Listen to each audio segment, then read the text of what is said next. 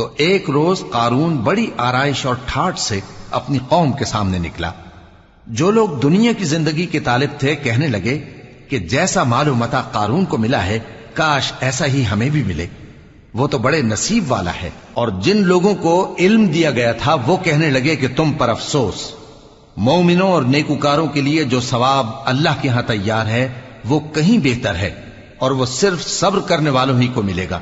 बस हमने कारून को और उसकी हवेली को जमीन में धंसा दिया तो अल्लाह के सिवा कोई जमात उसकी मददगार न हो सकी और न वो बदला ले सका।